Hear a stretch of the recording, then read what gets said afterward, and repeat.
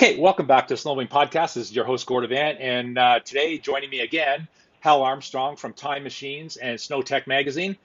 So, Hal, we got an unbelievable guest today. I can't believe I'm doing this, but we actually got to interview um, Al Unser Jr. and Al Unser Sr. and racing legends, IndyCar racing legends, and I mean all the times that I've watched them and gone to the Molson Indy and stuff like that. Incredible! Just I'm so pumped to talk to these guys. So tell us, you've done a previous story with Bobby Unser. So tell us about the Unser family. Yep. Hi, Gord. So, yeah, for everybody out there listening, a lot of people would probably know about the Unsers and their relationship with snowmobiling, and but a lot of people probably don't. So, their history goes back, when Al Jr. was just little, which we'll find out in the interview. But Al Sr. and his brother Bobby.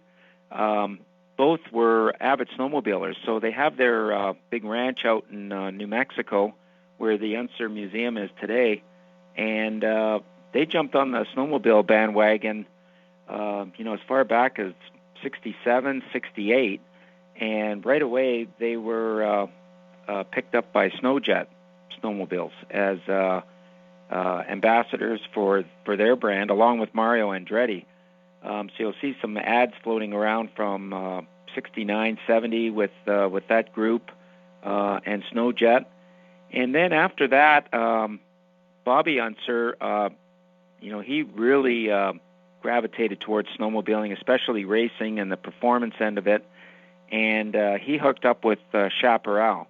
And I did do a story a few years back for SnowTech on it was called the Firebird SSX. And this was the first independent trailing arm front suspension race sled built in any kind of volume by a snowmobile company. And when I interviewed Bobby Unser quite a few years ago, he told me that, Chaparral, which was owned by the Armco Steel Corporation, which had a lot of deep pockets, really wanted to win Eagle River, the World Championship, really bad.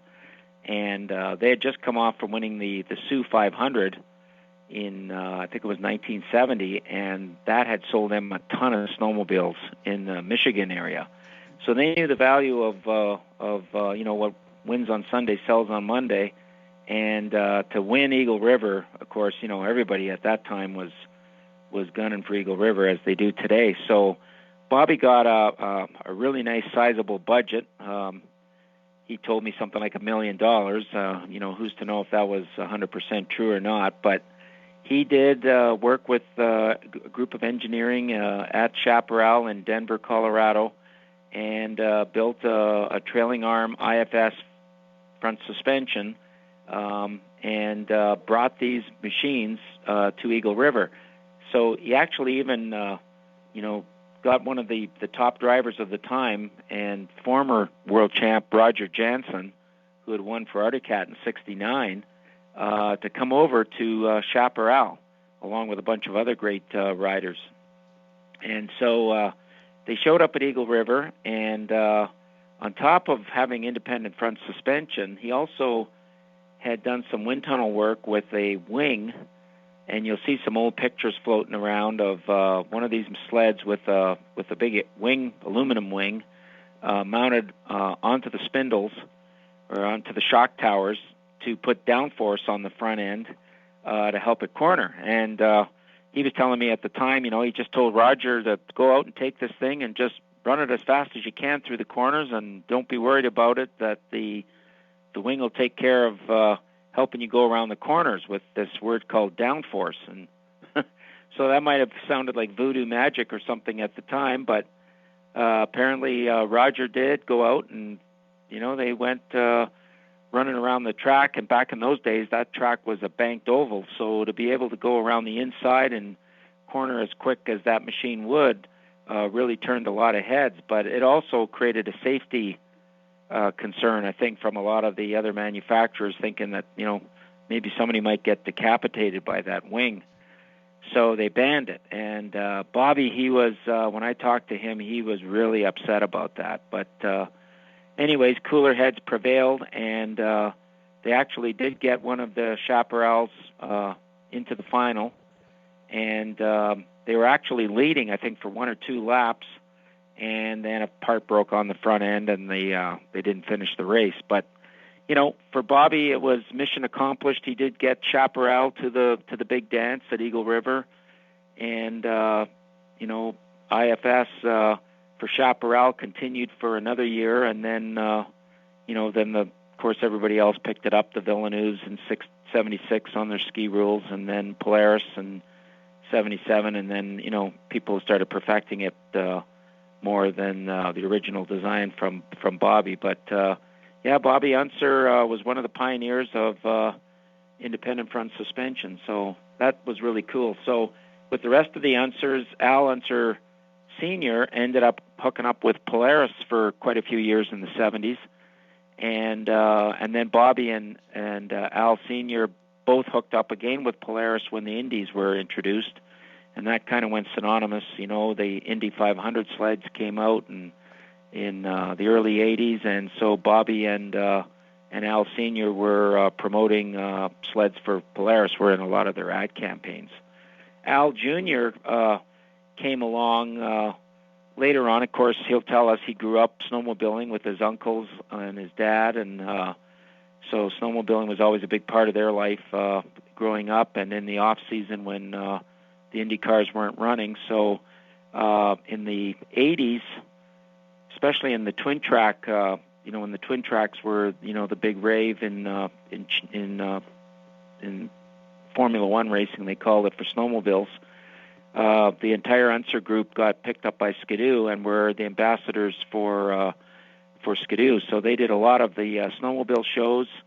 A lot of people probably, got a chance to get an autograph from at least Al Jr. He was really making the circuits back in those days in the mid-'80s, and then also attending some of the big races, of course, Eagle River. And then when they were doing televised racing of the twin tracks with Paul Page, who was the voice of the Indy 500, Bobby Unser was doing a lot of the commentating then, because Bobby was really good, had a really good gift of the gab, and could talk the ear off anybody. So that was a great period of time also for the Unsers. And then after that was over, they just continued snowmobiling, and they live out in the mountains and continued to ride for quite a few years.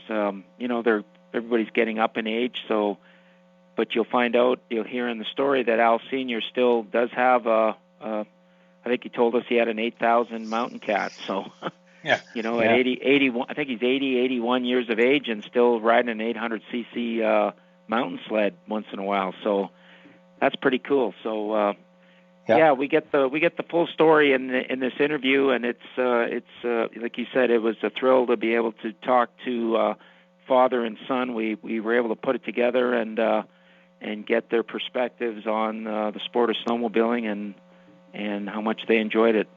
Yeah.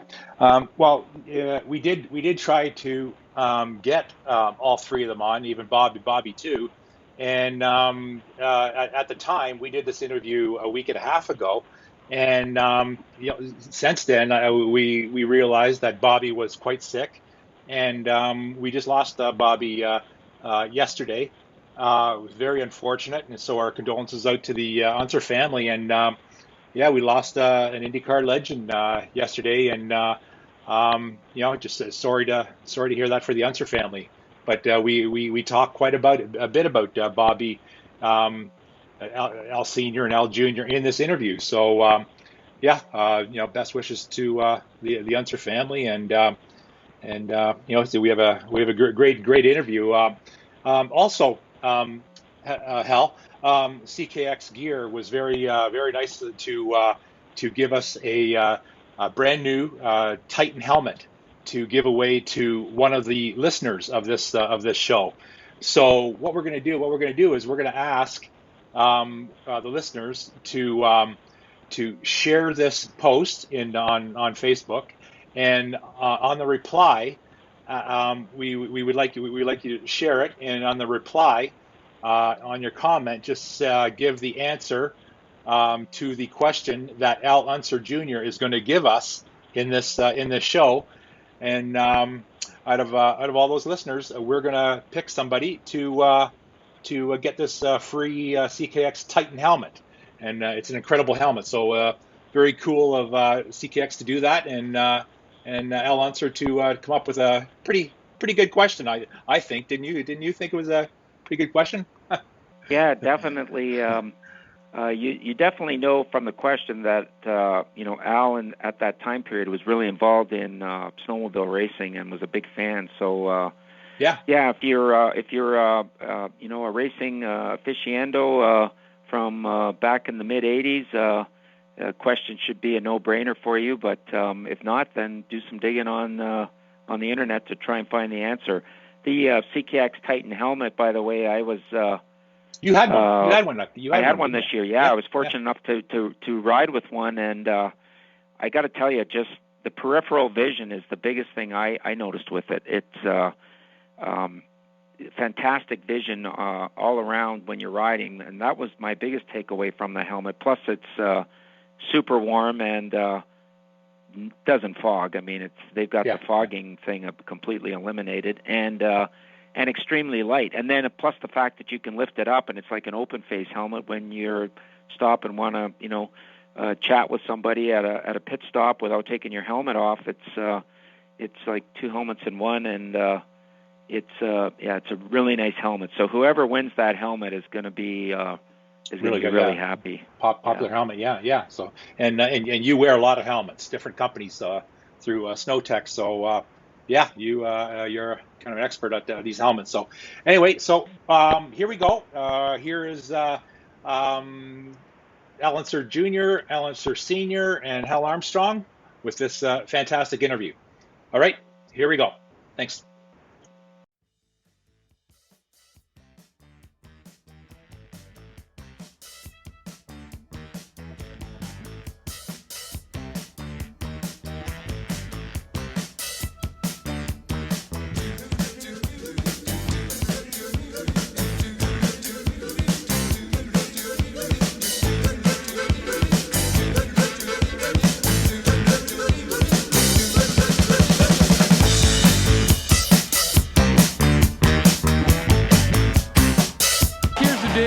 Best there is, plain and simple. I mean, I wake up in the morning, I piss excellence, and nobody can hang with my stuff. I'm just a big, hairy American winning machine. If you ain't first, you're last.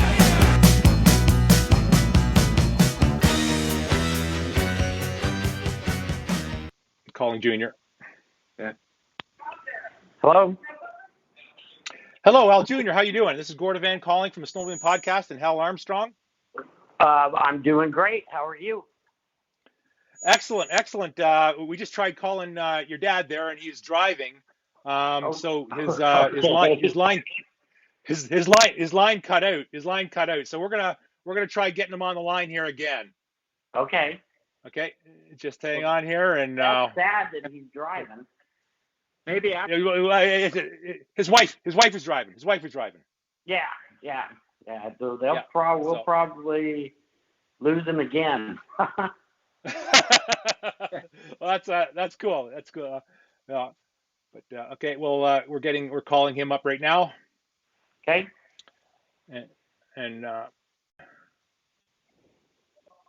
you guys sure did dig up some old stuff. Yeah. Oh, that's Hal. That's Hal for you. Yeah, Hal does all the digging. He's good. That's his specialty. Okay. Welcome to Snowmobile Podcast. Is your host Gordon Van, and my co-host today is Hal Armstrong. And today, Hal, you're gonna have to pinch me because we have IndyCar royalty on the line with us today. Al Unser Jr. and we are going to be hooking up with Al Unser Sr. So Hal, Al Jr., welcome to the show. It's a pleasure talking to you. Yeah, well, thanks for having us.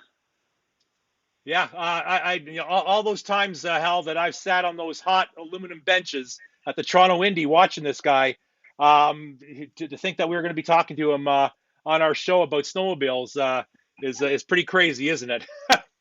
Yeah, Wow, the Molson, Yeah. So the only IndyCar racing that I've been to was the Molson Indy in Toronto. And Al, I guess you competed there probably for quite a few years. yeah, we did. We competed in Toronto most of the races there, and with kart and Champ Car, and I actually won a few of them. yeah, yeah. I don't think I was at the one that you won. I was fortunate. I was at the one Paul Tracy won on that one one time with Team Penske, and that was a pretty exciting day. But so let's bring up the okay. So Junior, while I got you, I gotta tell you, I was pretty disappointed that you beat our Canadian boy Scott Goodyear at the Indy 500. You crushed a lot of Canadians that particular day. Well, I tell you what, Scott's actually, with us being the closest finish in the Indy 500 history, and it's still the closest finish.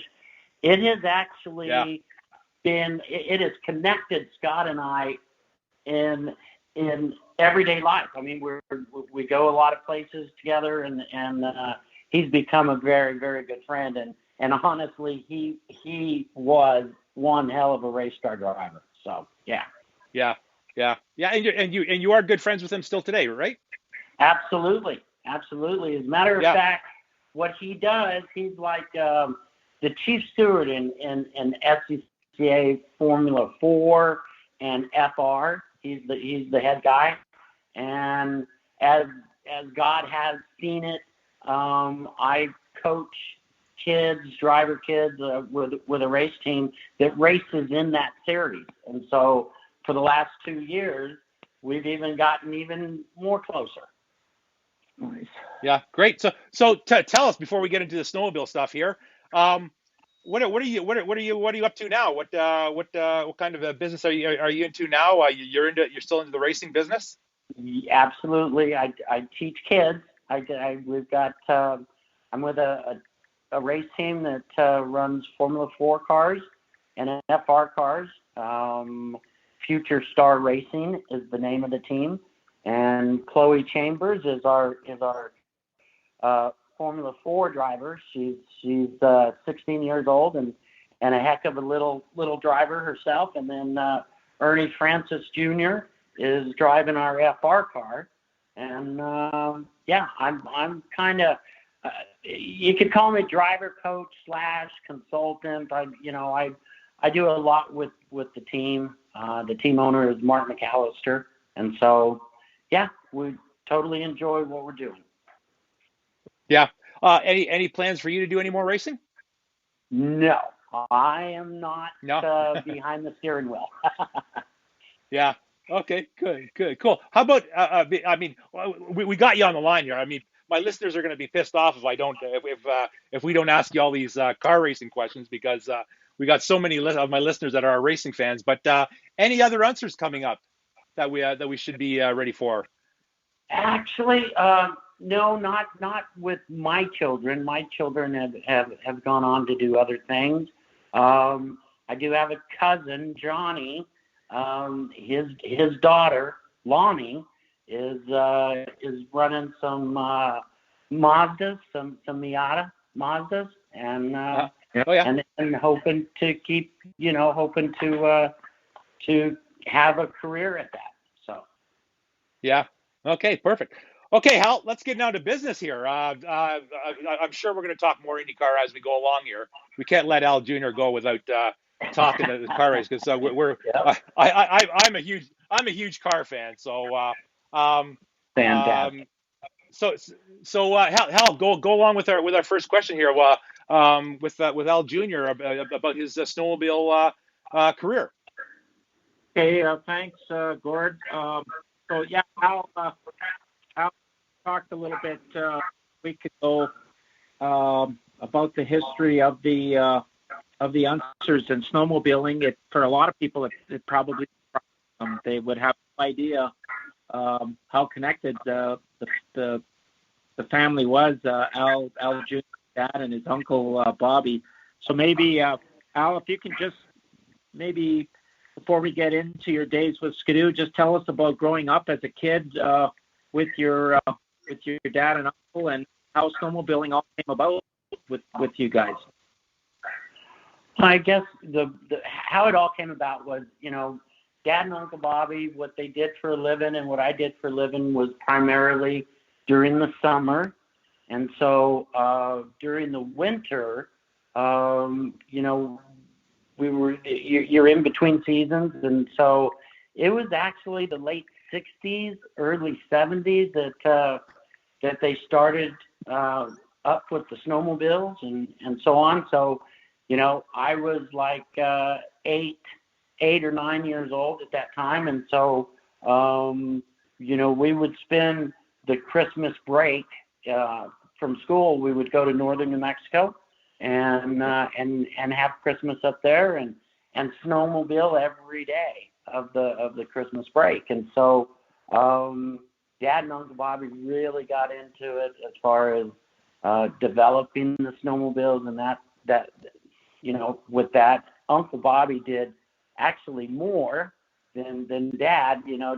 Dad primarily we rode snowmobiles recreationally, and then Uncle Bobby took it to a whole new level with chaparral back in the day, and put really the first independent front suspension on a snowmobile was Uncle Bobby's doing, and with chaparral. So they got into it real serious.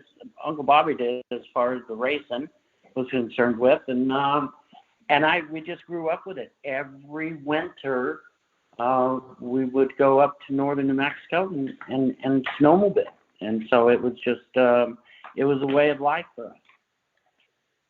Yeah,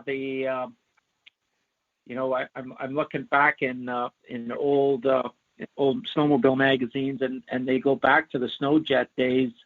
Do you remember, or do you know, did your dad ever tell you like how they ended up hooking up with Snowjet? They were a Canadian company actually up in Quebec, so I'm kind of interested how that all played out. Yeah, no, I was too young. But I do remember the Snowjets being up in Chama and so on, and but really my first snowmobile that I had was a Polaris 340 Colt, and and so that was kind of there you go, Hal. my first snowmobile that I rode around the ranch there and in Chama, and so yeah. So as a family, I guess you guys must have been into dirt bikes and other power sports equipment in the summertime or in the fall when you weren't heading to the racetrack.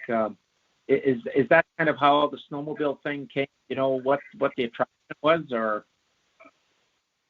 Well, yes. I mean, we had motorcycles and stuff. I had a mini bike when I was young, and so we would do that in the summer. But it was primarily, the winter. It was all about the snowmobiling and going up to northern New Mexico, and that's pretty much how all that started. Okay. So step us then your days with Ski-Doo. I think it was both, maybe all three of you were hooked up with Ski-Doo.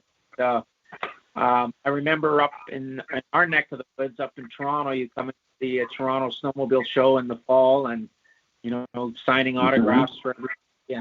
And we got pictures up on the Mach 1 Ski-Doo and the Mach Z. How did your relationship with transpire through cars and snowmobiling? Yeah, the whole thing with the Ski-Doos, it was my Uncle Bobby who really put it together with Bombardier and our Bombardier, however you want to say it. And so it was Uncle Bobby who really really did all that, and he brought in, it started out between just him and Dad, and then I was kind of like a last minute add-on to it, and so then we worked for them for a few years with all three Unsers, and then Ski-Doo wanted to primarily concentrate on me because I was running the full season. Dad had at that time he was just running the 500. Uncle Bobby had retired from racing. He was up in the broadcasting booth, and so I was the only one on the track, and so Ski-Doo wanted to pretty much concentrate on me, and so really that's how all that came about. So was Bombardier, were they at all sponsoring any of your IndyCar program in the summertime, or no? No, it was just primarily it was just a snowmobile thing.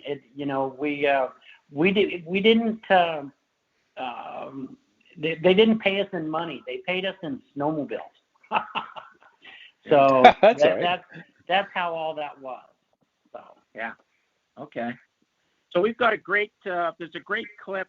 I think the winter after you had won the Indy 500, you went up to Beausejour, Manitoba, outside of Winnipeg, and you did there. You probably remember with Jacques Villeneuve and all the top snow pro racers on the twin track Ski-Doo. Do you remember that week? Yes, I remember it very much. Yes. So step us through that. Yeah, I was out on the track. They said, "Al, you want to take a spin?" And I go, sure, okay, I'll take a spin. And so we got out on the track, and they were saying, be careful because when you're sitting on the left side, it'll want to hook and go to the right. So I had to be careful and try to sit in the middle of the snowmobile, and I went around a couple laps slow, and I thought I was getting used to it, and I started getting a little bit quicker, and all of a sudden I'm going down the straightaway, and it just hooked to the right. I mean, it just went just bam to the right. It threw me off. The snowmobile went upside down. I broke the hood on it.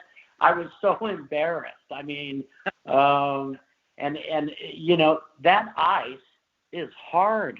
That ice is really, really hard. And so, yeah, it was something I will never forget, nor will I ever get on a twin tractor again. Okay. That's for the professionals. So. Yeah, that was a lot of fun. I just happened to catch that the other day, and I was like, oh man, that was fun. But you were telling all the guys there on that particular clip that when I crash, I hit walls, and you hit hay bales, like they're nice and soft and cushy. But that wasn't the case. No, that ice was really hard. Well, you can ask Jacques Villeneuve. Those hay bales can get awfully icy and hard too. So I'm sure they can. They could be, yeah. So go on, Hal. Yeah. So Al, when you were traveling around with Ski-Doo, were you going to the dealer shows like in the spring, or was the straight consumer shows doing PR? No, it was primarily we would go up to we went to Eagle River for the races. That was one thing we hit consistently, and then we would go on some snowmobile rides up in Canada where the Bombardier factory is, where the headquarters is, and I remember going on some rides with executives and guests, and I just remembered the groom trails, and we were going from pub to pub to pub, and having some of the cider at each one of the pubs, and so to stay warm. But and that was primarily it. You know, it was all during the winter. Yeah. Okay. So after the Skidoo relationship ended, were you still involved with snowmobiling, going up, doing any mountain riding? Did you get a chance to do any of that sort of thing? Oh yeah, we actually put a deal together after the Skidoo deal. I put a deal together with Polaris, and so It was like we went back to Polaris, you know, and so we did that for a few years, and then you know, I think it was in right about 2007 is when I kind of life changes, and that's pretty much when I got rid of the snowmobiles and that sort of thing. So I don't really have any more snowmobiles anymore, and Dad's reached an age now that he doesn't ride anymore up in New Mexico. So it kind of faded away with us. So one of the big things that hopefully we get a chance to talk to your dad about, if he remembers, is when Polaris came out in the early 80s with the what they called the Indy, which is still used today. And they came out with a sled called the Indy 500, which was a performance 3-cylinder liquid-cooled snowmobile. And, of course, they had, they called it Unser, was all their brochures, and they had a picture of your dad and Uncle Bobby with them.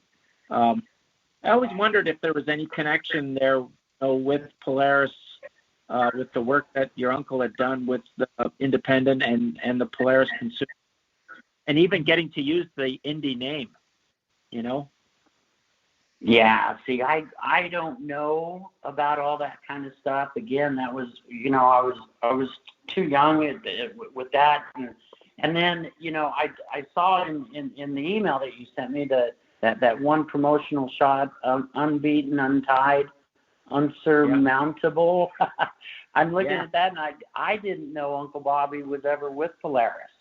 You know, I didn't think. I thought he was just chaparrals and so on. And as a kid, you know, Dad and Uncle Bobby are so competitive, and Uncle Bobby would be working on his snowmobile to outrun my dad's snowmobile, and then Dad would work on his to outrun Uncle Bobby.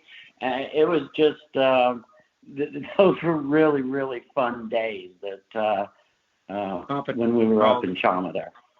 All the time through. Were they just trying to doing speed runs, Al, or is that what they were trying to beat each other at, or they would drag race each other? Yeah, it's just a full blown drag race, you know. And then actually when I got old enough and went and started my family, you know, one of the first snowmobiles I had was a Polaris Independent front suspension. I put nitrous to it and went to race my dad.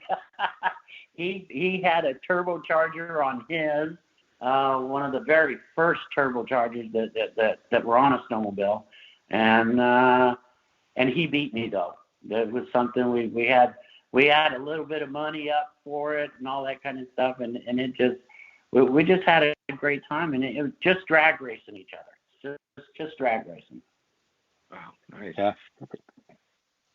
Any when you get doing that kind of stuff in the time on snowmobiles and that, was your team sponsor, team owner kind of worried that you might get hurt or something through up the IndyCar season? No, not at all. You know, we didn't live in glass houses and that sort of thing, and so you know, and we were smart about it. You know, there was a couple times that one for sure that Uncle Bobby went up and got lost up in the mountains and ended up spending like 3 days up there, and so but in general we were smart about, you know, never going snowmobiling by yourself. You know, you always, you know, we always had, you know, 5, 6, 7, 8 of us going and sledding up in the mountains. Okay. Any another question somebody asked me to ask you was, when you're snowmobiling, any kind of similarity between, riding these jacked up hot rods sleds that you guys had and and your race car today? No. I mean, they're just totally different. We would, riding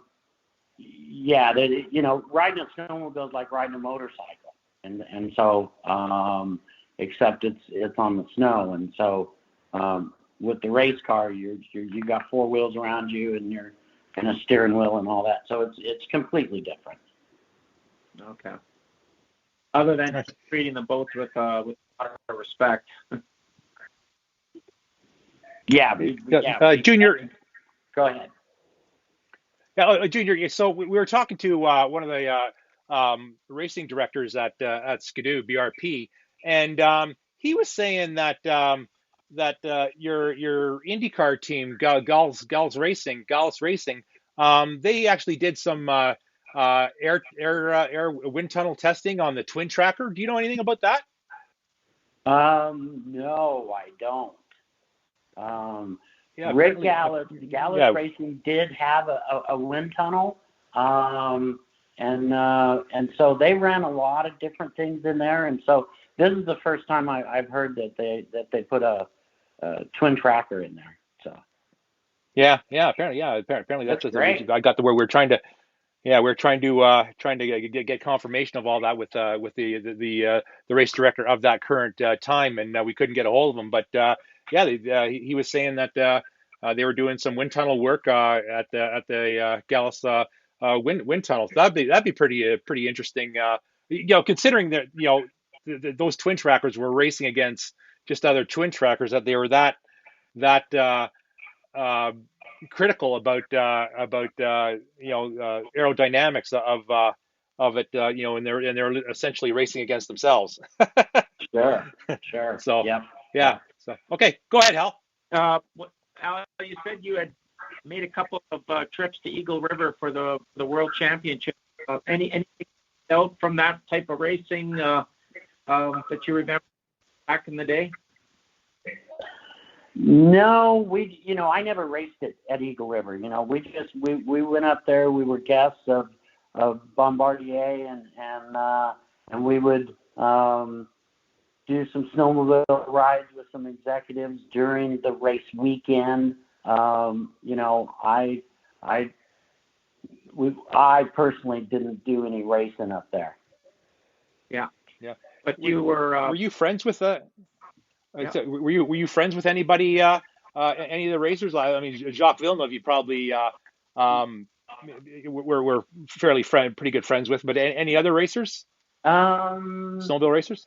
No, not really. I mean, Jacques was the one that I was the closest with, and then the Deckers up there. Yeah. Oh, yeah. Yep. Yep. We would, we were friends with them, going on the rides together. So and that's about it. Yep. Yeah. Okay, Hal, go ahead. Sorry to interrupt. Okay. So one of the Deckers today, Al, I don't know if you know, one of their daughters is racing cars. I don't know if you're familiar with that or not. No, I'm not. Is she? Yeah. What kind of cars? Let me. She's doing trucks. She's racing. I think she's racing the trucks right now. She's been back and forth. She's been doing Infinity and truck racing. That's great. She's been doing it for a couple of years. Yeah. That's great. Yeah. Yeah, they're a great family, the Deckers. Great family. Nice. Yeah. All right. Okay. So today, the family's not snowmobiling. The race is still going in the Unser Museum. Maybe tell us a little bit about the Unser Museum for those that haven't visited. Al? Sure. It's the sad thing is it's closed. COVID really wiped everything out in New Mexico as far as your museums and stuff. But it's really my dad's pride and joy. It's his baby. He's the one who put it all together. Him and his wife Susan, and so There's quite a few replica Indy cars in there, and Champ Dirt cars, and we have an IROC car in there that I was able to get, the one that I drove. And so we actually have a couple of our old snowmobiles that we didn't sell, and sometimes we change out the displays every now and then, and so we have had some snowmobiles in there. It's really it tells the story of how the Unsers got to Indianapolis, and it was primarily through Pikes Peak, and so Dad has some Pikes Peak cars in there, and it just tells a story on how we were able to as a family get to Indianapolis and be successful there. Nice, excellent. Did you ever do the Pikes Peak run yourself? Sure. Yep, I did it. 1983, I went up and set up an overall record up there, and then I followed Mario Andretti's advice on that's one of those places that you go, you win, and you never go back. And so that's what I did, because honestly, when I ran up there, it was all dirt, no guardrails of any kind, and so there's certain areas that on the mountain that you can be doing everything right, and if you have a mechanical go wrong with the car, it could hurt you pretty bad, and so that's one of those places that I definitely followed Mario's advice on. Nice. Okay. You also had some testing, I guess, with Williams in the F1, kind of around the same time period, I guess, when Michael Andretti was going over also. How did that pan out for you? Well, it didn't. But I did get to test for 5 days in Portugal with the Williams team, and it was a true blessing. I truly enjoyed, the run. But they were, and we ran really good.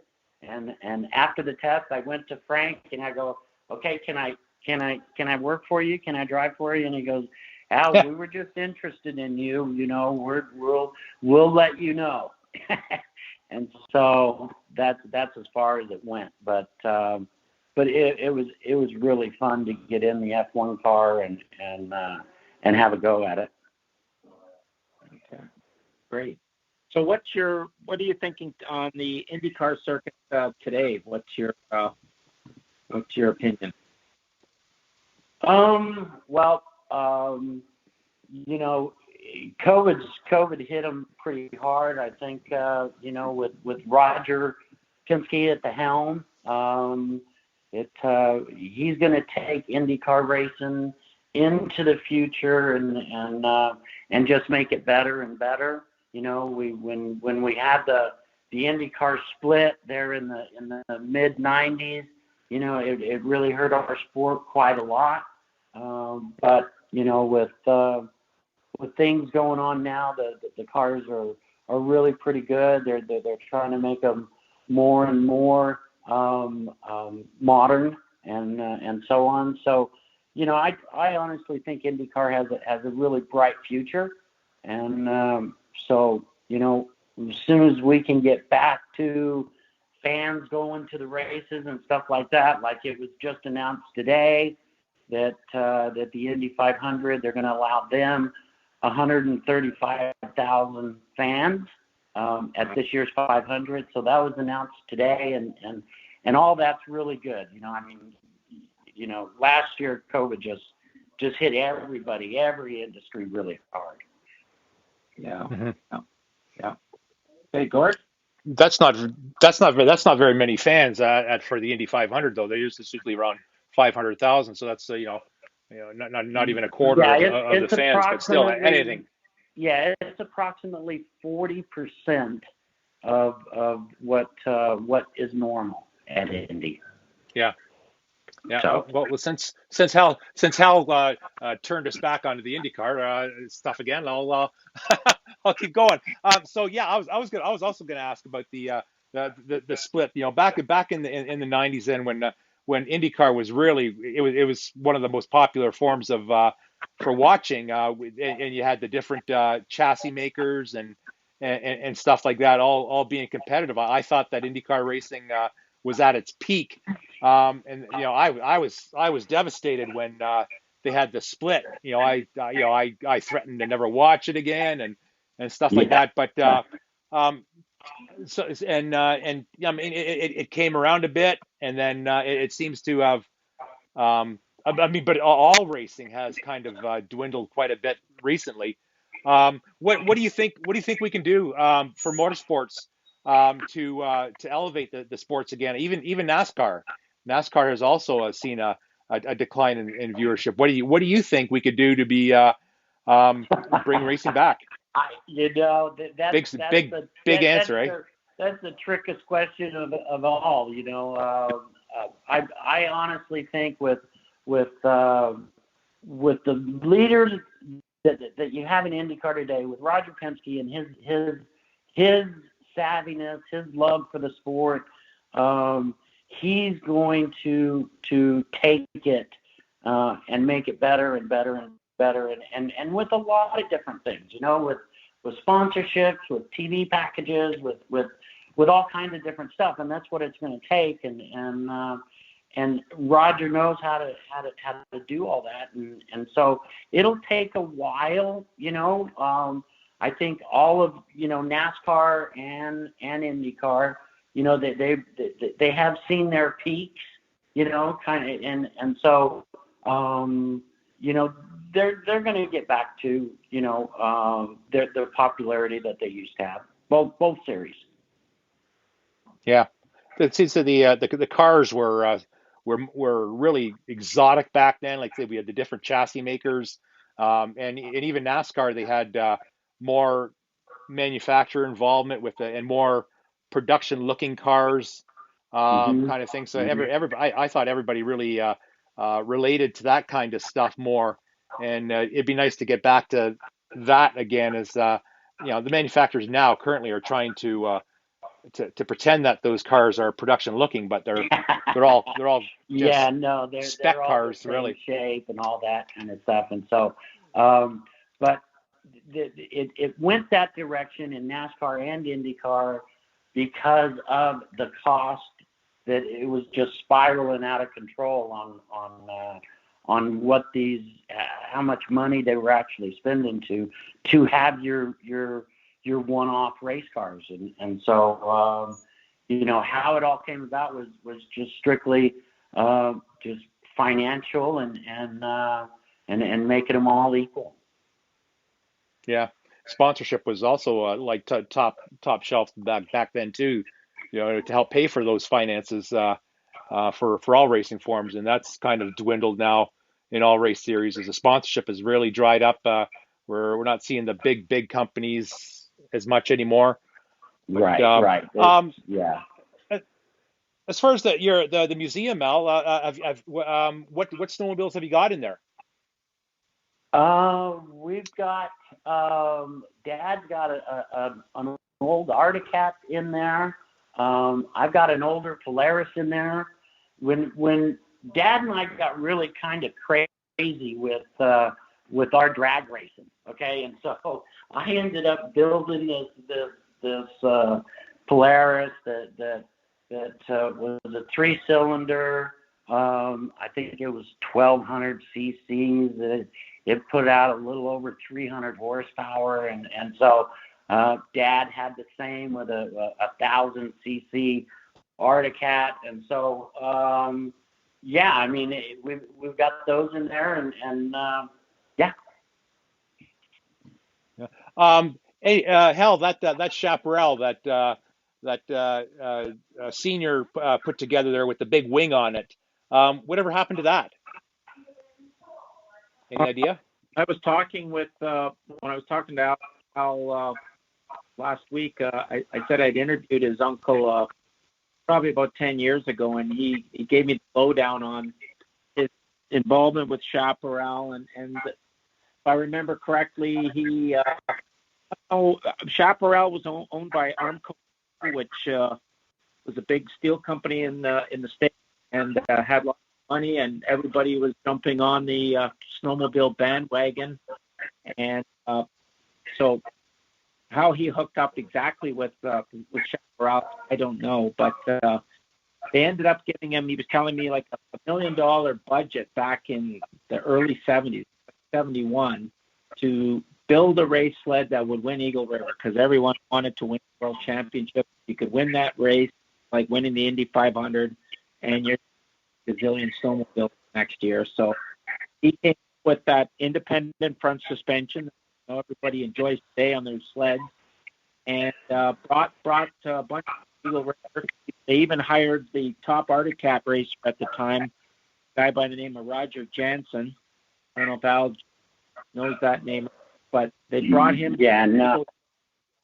Yeah, and they put that airfoil on one of the sleds. There's pictures floating around the internet with that. I guess Bobby told Roger, just hold her wide open around the corner. The faster you go, the more downforce that thing will create, and that you'll go right around the corners, right? And that was like, what are you talking about? Nobody knew the word downforce or anything unless you were involved in high level car racing. So I guess they ended up breaking a lap record with the thing, and they took it around, and then everybody was like scared to death that this machine was going to decapitate everybody going around the track. So they ended up getting it banned. And I guess Bobby wasn't too happy about that, but cooler heads prevailed, and they did qualify for the World Championship. So he did get a Chaparral on the start line, which is what he told them they would do. And unfortunately, the tracks back in those days, they're kind of like a snowcross track today, and the machine had mechanical and didn't finish. If they would have stuck with it longer, Chaparral, who's to know what would have happened? They might still be in business today. Yeah. It's cool. I am looking out here with Polaris. In the late 90s, you hooked up with Polaris again. And I actually forgot about that. When they introduced their big motorcycle in 97, you were part of that big intro at the All America in Minneapolis. Do you remember that, those days? Yep.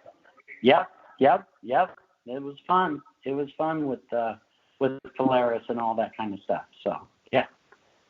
Great. Yeah, that's So go ahead, Gordon. So Hal, should we try? Should we try getting Senior on the line again? Yeah, we can try. Yeah. Hopefully his answering machine won't pop on, and we'll try getting Senior on here again. Okay, dialing him up. Hey, Junior, we're going to get you to come up with a question for our listeners. We are our sponsor is giving away a snowmobile helmet, and we want you to come up with a question. And the winner and the person that comes up with the answer for that question is going to win themselves a brand new CKX Titan helmet for snowmobiles. So if you could just think of a question that you can ask in a few minutes, and we'll get that, and then we'll have that, and hopefully one of our listeners will get it and come up with a brand new helmet. So great. So okay, we got Senior on the line. Yes, it is. Oh, excellent. Sorry to keep you waiting there, Senior. You're in a good spot there. It sounds like I hear you good. Good. I can hear you good. Yep. Excellent. Okay, Hal. Now you got the big guy on the line there. So now you can ask all those questions about the Chaparral. All right. So Al, we're talking with Jim questions, but he didn't know all the answers. He was too little at the time. But I guess the first question is how did you and Bobby get involved in snowmobiling and hook up with Snowjet to begin with? Well, we got involved in snowmobile about 1969 at Chama, New Mexico.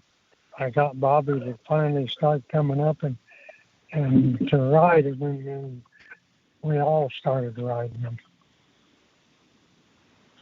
And so when you guys started snowmobiling, you ended up hooking up with Snowjet and then Polaris. How did those relationships evolve? I think that in between there was, it was Ski-Doo Bombardier with them first, and then we went to, I think, Snowjet, and then we went to Polaris. So when you were with Polaris, I've got a real picture of you at Eagle River, kind of riding the pace sled for the start of one of the big races there. Do you remember that time? Yeah, kind of. Yeah, it's been a long time ago. Long time ago. Yeah. When Polaris came out with the Indies, that was the independent front end sleds in the early '80s. I sent you some pictures there that you guys did some promotional for Polaris. Do you remember? Did you have much involvement as far as the design or getting the Indy name on that sled for Polaris at the time? No, nothing. The Polaris came along and just used us as promotional basis towards trying to sell the machines. We didn't have anything to do with the design of the sleds whatsoever. Okay, Gord? Yeah, I was just going to, Hal, you could ask him about that chaparral. What he remembers the development of that chaparral with the wing and stuff that they developed on the chaparral sled. Can you tell us about that? Well, the chaparral was totally Bobby's deal. It had its, ups and downs, just like I think all snowmobiles back in those days. You had good ones and bad ones sometimes, and I don't think the chaparral was that good of a machine. Bobby, helped design through paperwork and through going back there and talking with them, the suspension. But other than that, I don't think I didn't have anything to do with the chaparral. In fact, I used to tow them in.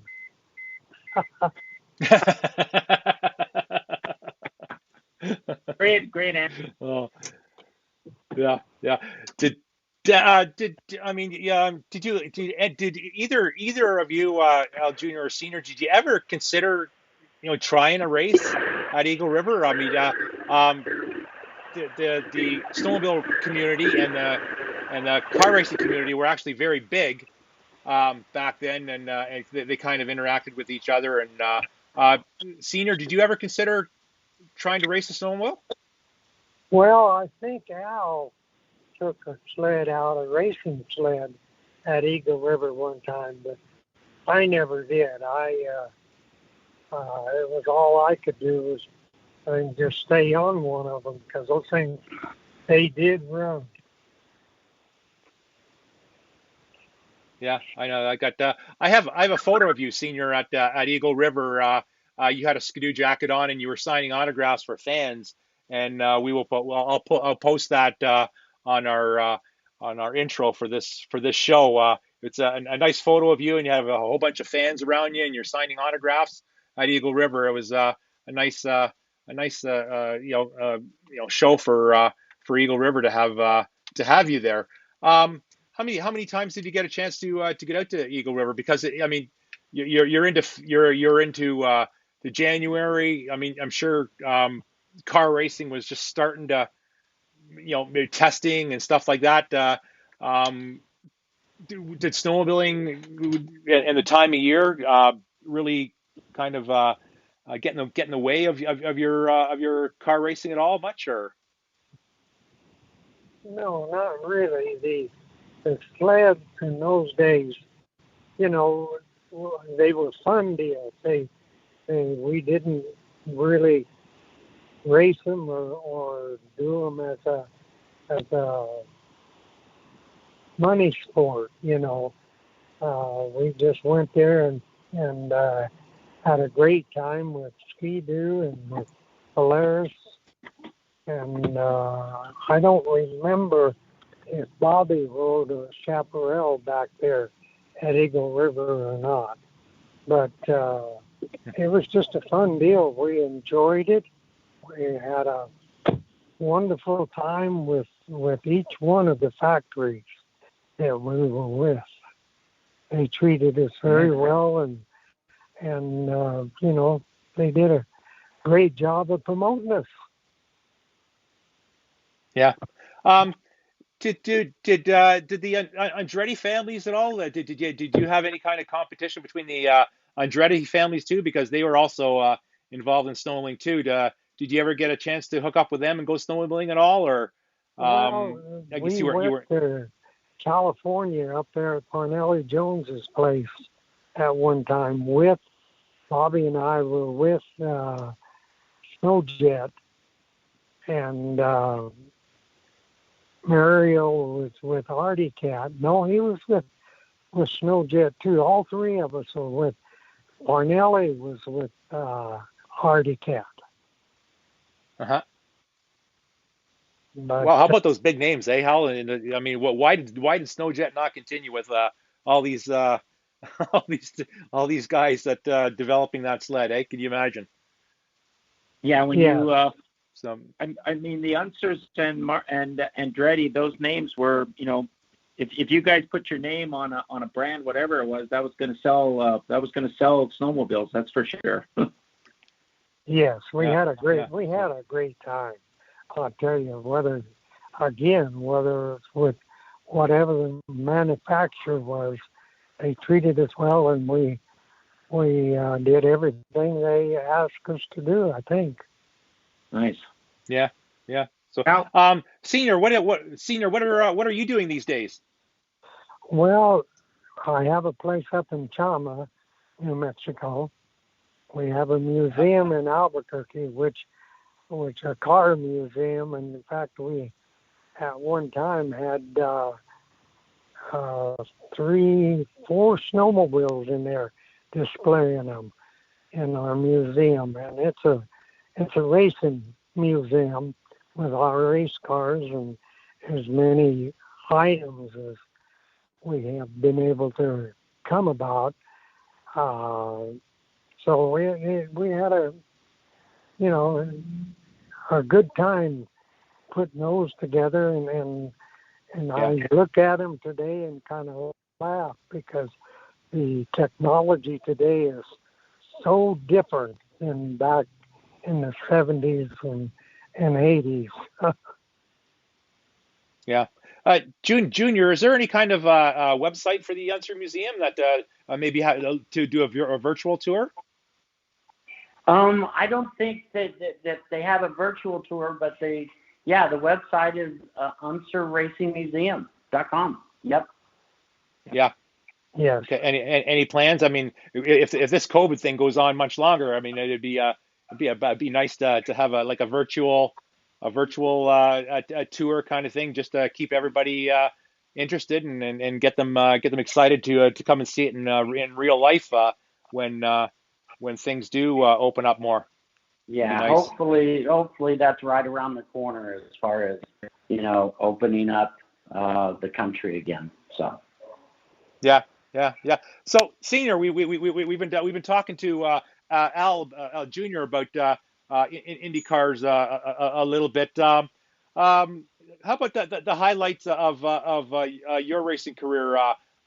Is there any one race or something that really? I mean, you just said that's the race that I'm going to be. That's my legacy race. Obviously, Indy 500, but any other races that you enjoyed more than say the Indy 500? Well, not really, because the Indy 500, you have to remember what status and all that it carries is tremendous. Yeah. So people know about the Indy 500 more than they do Milwaukee, Wisconsin, or like Trenton, New Jersey, which doesn't even exist anymore. But no, we had a great time. Yeah. Go ahead, Hal. Yeah, I wanted to ask Al Senior, and maybe and Al Junior, like any one particular snowmobile ride that you folks did together that really sticks out in your mind, like where you went riding, whether it was in the mountains in out west or in Quebec. Any kind of memorable snowmobile trip you did? Well, this is Al Senior. We used to help the state police up in northern New Mexico at Chama when people would get lost or they'd run out of fuel or many things that would happen. If they broke a machine, we would go out and try to find them. And that's a territory that is untouchable sometimes because of the depth of the snow and where the people tried to get that shouldn't have tried to get there. But we helped them quite a bit. All three of us did. In fact, there was many times we spent all night looking for people.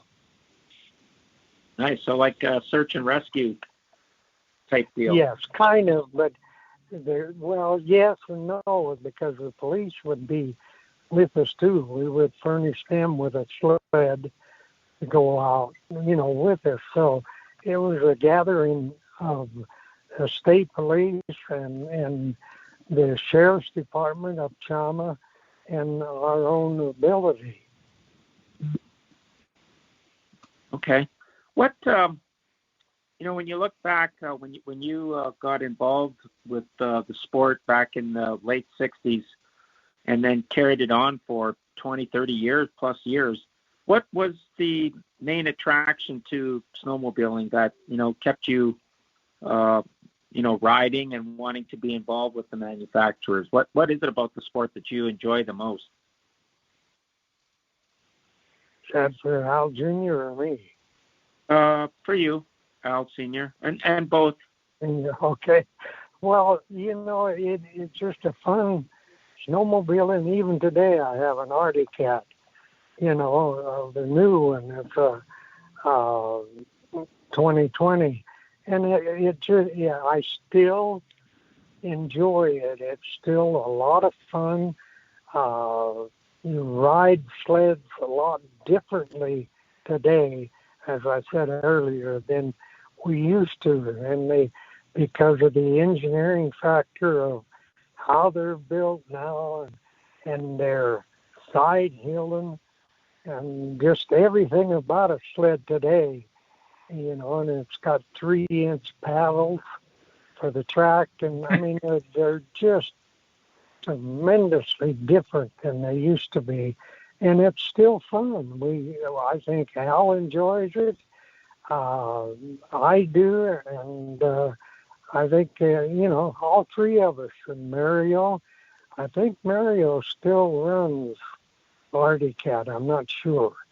But Parnelli, we all just loved the sport. And that's the great part about snowmobiling, because when you enjoy something, dang it, you want to keep doing it your whole life. Yeah. What model sled have you got, Al? The Arctic Cat. What model? Which model? All of Yeah. them. What model Arctic Cat? All of them. What sled? What model sled do you have now? It's an 800 Mountain Cat. Wow. Nice. Oh, Jesus. they run. I mean, we used to, I think between Al, Bobby, and myself, we bought more speed equipment to try to make them back in the 70s and 75 and 80. We bought more speed equipment than we should have because half of it didn't work. We should have left them alone. Yeah. Yeah, unreal. So most of your sledding is in Albuquerque. It's kind of off trail mountain type riding. Yes, and mountain sleds, yes. It's Yeah, yeah. up in the mountains where it's 11, anywhere from 8 to 11, 12,000 feet. Wow. Okay. Yeah. Nice. Nice. Okay, Hal, go ahead. Yeah, I mean, Gordon and myself, we've been lucky enough to ride quite a few years out west in West Yellowstone. So we know the type of riding you do, and it's definitely a challenge compared to, down in where we're located here in Canada with mostly, bush trails and lake running and that type of thing. So riding in the mountains, it takes a real different skill level. So I can't even imagine what it was like riding in the mountains back in the 70s with the older equipment. It must have been a lot of work too. Well, you better have a good strong back, because we used to get them stuck and we couldn't figure out why. It was just the snow was deep, and the sleds in those days really was not built for deep snow, were they, Al? Yeah, that's right. I mean, it's they're